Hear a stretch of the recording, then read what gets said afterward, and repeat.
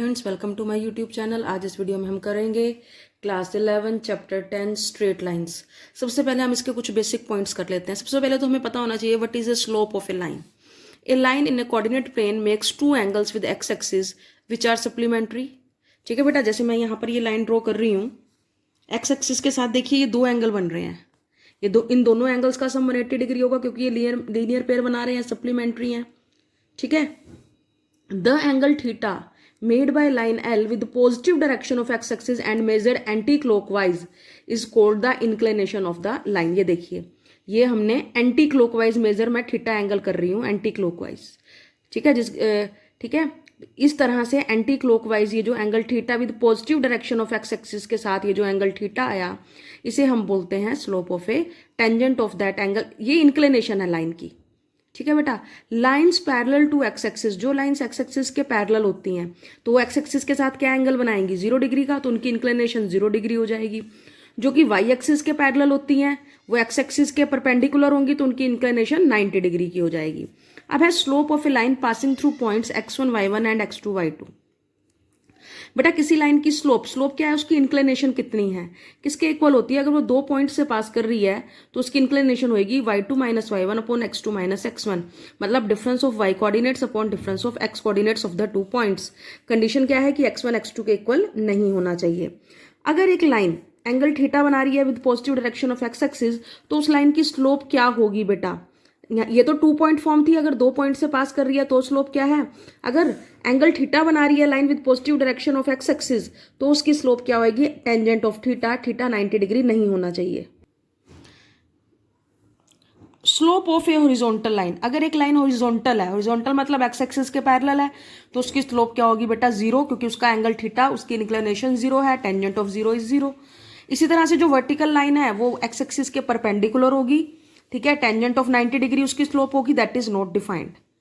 अगला important point है बेटा, an acute angle theta between lines L. अगर हमारे पास दो लाइंस है L1 और L2, उनके बीच में अगर एंगल थीटा है, M1 जो है वो लाइन L1 की स्लोप है, M2 जो है वो लाइन L2 की स्लोप है, तो इन दोनों लाइंस के बीच का एंगल कैसे निकालेंगे। Tangent of theta will be equal to mod of M1 minus M2 over 1 plus M1 M2।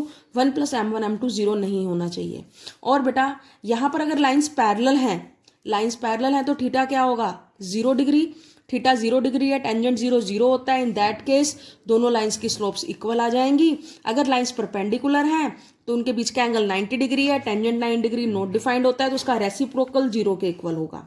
ठीक है, रेसिप्रोकल को 0 के इक्वल रखेंगे तो यहाँ से M1 M2 की वैल्यू क्या आ जाएगी, -1। मतलब कि अगर दो लाइंस एक दूसरे के राइट एंगल पर हैं, परपेंडिकुलर हैं, तो उनकी स्लोप्स का प्रोडक्ट क्या आएगा, -1।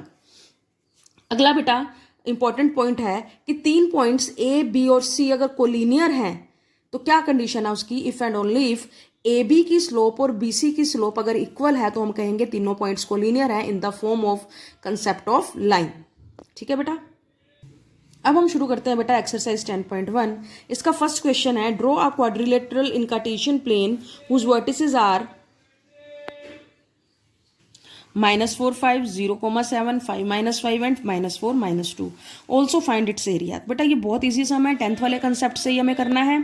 तो इसका सॉल्यूशन है बेटे, हम सपोज कर लेते हैं ABCD गिवन क्वाड्रिलेटरल है जिसके वर्टिसेस -4 5 को A सपोज कर लो, B को 0 7 5 -5 को C और -4 -2 को D सपोज कर लो।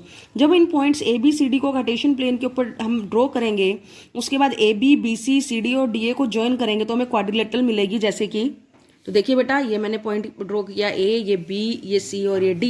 A को B से, B को C से, C को D से और D को A से ज्वाइन कर दिया। ये बन गई हमारी क्वाड्रिलेटरल ABCD। अब मैं बेटा यहाँ पर A को C से ज्वाइन कर दूंगी, आप चाहो तो B को D से भी ज्वाइन कर सकते हो। तो यहाँ पर हमारे पास ये क्वाड्रिलेटरल दो ट्रायंगल्स में डिवाइड हो गई। अब इस क्वाड्रिलेटरल का एरिया क्या होगा बेटा, दोनों ट्रायंगल्स के एरिया को प्लस कर दूं। और ट्रायंगल का एरिया क्या होता है बेटा, हम 10th क्लास में कर चुके हैं। क्या फॉर्मूला होता है ट्रायंगल के एरिया का, half under mode x1 into y2 minus y3 plus x2 y3 minus y1 plus x3 y1 minus y2। ठीक है, यही फॉर्मूला अप्लाई करके हम दोनों ट्रायंगल्स का एरिया अलग अलग निकाल लेंगे और क्वाड्रिलेटरल का एरिया क्या हो जाएगा बेटा, दोनों ट्रायंगल्स के एरिया को हमने ऐड कर दिया। अब देखेंगे बेटा हम question number 3, find distance between the points P x1 y1 and Q x2 y2 when PQ is parallel to y axis. Second part है PQ is parallel to x axis. Given points क्या है बेटा हमारे, x1 y1 और x2 y2। ठीक है। अगर Y axis के पैरेलल है लाइन, तो अगर वाई एक्सिस के पैरेलल है तो एक्स कोऑर्डिनेट्स क्या होंगे बेटा, इसके सेम होंगे, चेंज नहीं आएगा एक्स कोऑर्डिनेट्स में। इन दैट केस x1 और x2 एक दूसरे को distance between p and q क्या होगा, under the root x2 minus x1 square plus y2 minus y1 square. अब x1 और x2 इक्वल है तो ये क्वांटिटी तो जीरो होगी हमारे पास, we are left with only under the root y2 minus y1 square. तो यहाँ पर एक हमारे पास जो है y2 माइनस y1 का डिफरेंस ही आएगा, लेकिन एक पॉजिटिव क्वांटिटी ही आएगी क्योंकि यहाँ पर स्क्वायर है। तो under the mode y2 minus y1 is the distance between the points. Second part है बेटा, अगर पी क्यू जो है वो एक्स एक्सिस के पैरेलल है। अगर एक्स एक्सिस के पैरेलल कोई लाइन है तो उसके ऊपर वाई कोऑर्डिनेट सेम रहेंगे, कोई चेंज नहीं आएगा वाई कोऑर्डिनेट्स में, तो y1 y2 के इक्वल है। In that case distance between P Q क्या होएगा, x2 minus x1 square plus y2 minus y1 square. यहाँ पर ये दोनों इक्वल है तो एक दूसरे को कैंसिल आउट कर देंगे। We are left with only under the root x2 minus x1 square. Answer आएगा under mod x2 minus x1 will be the distance between p and q। अब देखते हैं बेटा क्वेश्चन नंबर 5।